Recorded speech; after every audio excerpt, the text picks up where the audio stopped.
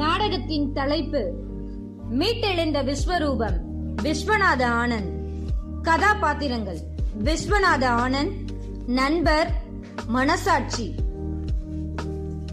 காட்சி 1. இருண்ட அறை.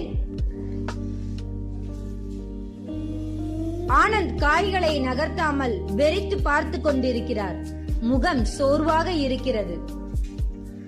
மனசாட்சி: ஆனந்த், உன் வேகம் குறைந்து விட்டது. கடந்த முறை நீ ஜெயித்தது உன்னுடைய திறமையால் அல்ல, எதிராளி செய்த தவறால். அதிர்ஷ்டம் எப்போதும் கை கொடுக்காது. என்னால் கணிக்க முடிகிறது, ஆனால் ரசிக்க முடியவில்லை. நான் ஜெயிக்க வேண்டும் என்று விளையாடுவதில்லை, தோற்றுவிடக்கூடாது என்று பயத்தில் விளையாடுகிறேன். இந்த பயம் என் கைகளை கட்டி போடுகிறது. என்ன செய்வது? நண்பர் உள்ளே வருகிறார். என்ன ஆனந்த், விடிய விடிய போர்டு முன்னாடியே இருக்கிறாய். துபாய் தொடர் முடிந்து விட்டதே.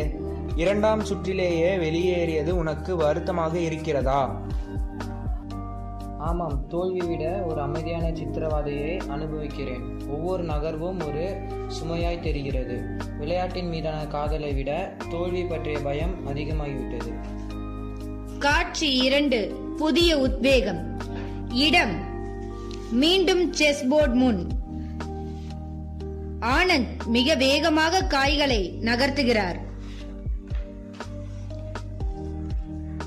இன்று நான் ஒரு புது ஓப்பனிங் முயற்சி செய்ய போகிறேன். இது ரிஸ்க் என்று எனக்கு தெரியும், ஆனால் பயந்து ஒளிந்து கொள்வதை விட மோதி பார்ப்பதே சிறந்தது. மனசாட்சி பேசுகிறது. தவறு நடந்தால் என்ன செய்வாய்? 6 நகர்வுகளில் தோற்று போனால் உன் மானம் என்னவாகும்?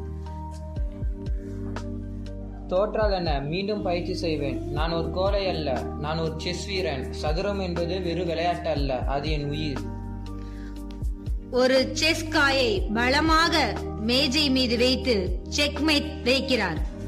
இப்போது நான் விளையாட்டை ரசிக்கின்றேன். முடிவு எதுவாக இருந்தாலும் நான் தயாராக இருக்கின்றேன். பயத்தை விட பயிற்சியே நம்மை சிறந்தவனாக ஆக்கும். இதேபோல் நாமும் அனைத்து செயல்களிலும் கில்லியாக செயல்படுவோம். காலம் மாறி கணினி வந்தாலும் கில்லி தந்த சுகம் கிடைக்குமோ?